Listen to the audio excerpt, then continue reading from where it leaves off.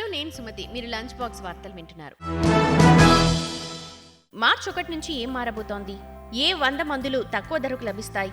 దేశంలో ధనవంతుల సంఖ్య ఎంత పెరిగింది? ఇలాంటి మరిన్ని బిజినెస్ వార్తల్ని చూద్దాం ఇవాల్టి లంచ్ బాక్స్ లో. మార్చి 1 నుంచి మీ జేబుకు సంబంధించి చాలా మార్పులు జరగబోతున్నాయి. మీరు ముఖ్యంగా తెలుసుకోవాల్సింది ఏంటంటే, ఆయిల్ మార్కెటింగ్ కంపెనీలు గృహ వాణిజ్య గ్యాస్ సిలిండర్ల ధరల్లో కొన్ని మార్పులు చేయొచ్చు. ఫాస్ట్ ట్యాగ్ కోసం కేవైసీ నియమాలను అప్డేట్ చేయడానికి ఫిబ్రవరి 29 చివరి తేదీ. వాహన యజమానులు తమ ఫాస్ట్ ట్యాగ్ కేవైసీని అప్డేట్ చేయకపోతే మార్చి 1 నుంచి డీయాక్టివేట్ అవుతాయి. ప్రభుత్వం ఇటీవల ఐటీ నిబంధనలను మార్చింది. మార్చి నుంచి ఎక్స్, ఫేస్బుక్, యూట్యూబ్, ఇన్స్టాగ్రామ్ వంటి సోషల్ మీడియా యాప్లలో ఏదైనా తప్పుడు వాస్తవాలతో వార్తలను ప్రచురించినట్లయితే దానికి జరిమానా విధించొచ్చు. సామాజిక మాధ్యమాలను సురక్షితంగా ఉంచడమే ప్రభుత్వ లక్ష్యం. వ్యాధులకు చికిత్స పొందడం, చికిత్స చేయడం దేశంలో చాలా ఖరీదైన వ్యవహారంగా మారింది. ఇలాంటి పరిస్థితుల్లో సామాన్యులకు ఊరటనిచ్చేలా కేంద్ర ప్రభుత్వం నిర్ణయం తీసుకుంది.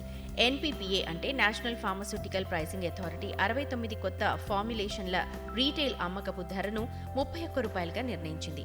దీనివల్ల కొలెస్ట్రాల్, షుగర్, నొప్పులు, జ్వరం, ఇన్ఫెక్షన్, అధిక రక్తస్రావం, కాల్షియం, విటమిన్ D3, పిల్లల యాంటీబయాటిక్ సహా 100 రకాల మందులు చౌకగా మారతాయి.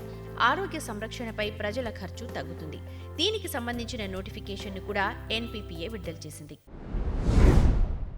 భారతదేశంలో అల్ట్రా హై నెట్వర్త్ వ్యక్తుల సంఖ్య వేగంగా పెరుగుతోంది. నైట్ ఫ్రాంక్ నివేదిక ప్రకారం 2023 సంవత్సరంలో అల్ట్రా హై నెట్వర్త్ వ్యక్తుల సంఖ్య 6.1% పెరిగింది. అంటే ధనవంతుల సంఖ్య దేశంలో 13,263కి పెరిగింది. అయితే గత ఏడాది ఈ సంఖ్య 12,495.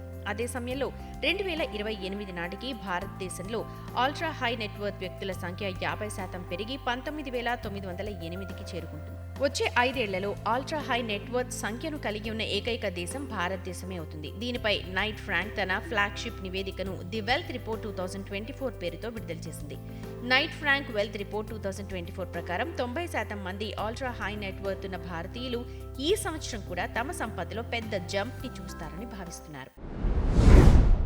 హ్యుందాయ్ మోటార్ ఇండియా దాని డీలర్షిప్ల వద్ద mid size SUV Creta N line offline booking ను స్టార్ట్ చేసింది. ఈ కారును మార్చి 11న లాంచ్ చేసేందుకు కంపెనీ సన్నాహాలు చేస్తోంది.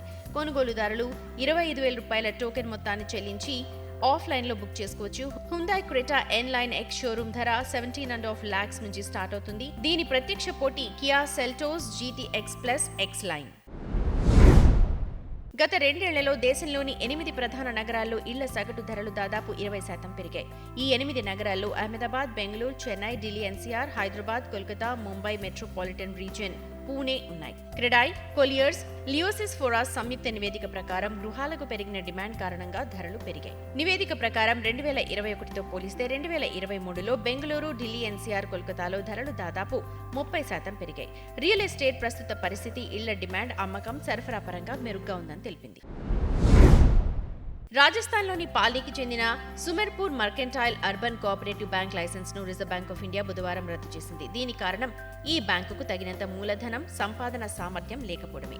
ఒక ప్రకటనలో రిజర్వ్ బ్యాంక్ ఆఫ్ ఇండియా రాజస్థాన్కు చెందిన రిజిస్టర్ ఆఫ్ కోఆపరేటివ్ సొసైటీస్ కూడా బ్యాంక్ను క్లోజ్ చేసి ఒక లిక్విడేటర్ నియమించాలని కోరింది. దీని ప్రకారం లిక్విడేషన్ మీద ప్రతి డిపాజిటర్కు deposit insurance credit guarantee corporation నుంచి ఉంటుంది. తన డిపాజిట్లో 5 లక్షల వరకు బీమా క్లెయిమ్ కూడా ఉంటుంది. సార్వత్రిక ఎన్నికలకు ముందు భారత్ బ్రాండ్తో పిండి, పప్పులు, బియ్యం సరఫరాను పెంచే ఆలోచనలో ఉన్న ప్రభుత్వం ఎన్నికలకు ముందే తమ చౌక ఆహార ఉత్పత్తులను వీలైనంత ఎక్కువ మందికి చేరవేయాలని భావిస్తోంది. ఇందుకోసం ప్రతి అసెంబ్లీ నియోజకవర్గంలో భారత్ బ్రాండ్ ఉత్పత్తులను తగిన పరిమాణంలో అందుబాటులో ఉంచేందుకు ఒక ప్రణాళికను రూపొందించారు. దీనివల్ల ఎన్నికల్లో ద్రవ్యోల్బణం విషయంలో ప్రభుత్వానికి కాస్త ఉపశమనం లభిస్తుంది. ఇవి ఈ రోజు లంచ్ బాక్స్ కబుర్లు. మరిన్ని బిజినెస్, ఫైనాన్స్ వార్తలతో రేపటి లంచ్ బాక్స్ కబుర్లతో కలుద్దాం. అంతవరకు రేడియో Money9 వింటూనే ఉండండి. మరిన్ని పర్సనల్ ఫైనాన్స్ వార్తలు, విశేషాల కోసం Money9 యాప్ ని ఇప్పుడే డౌన్లోడ్ చేసుకోండి. Thank you.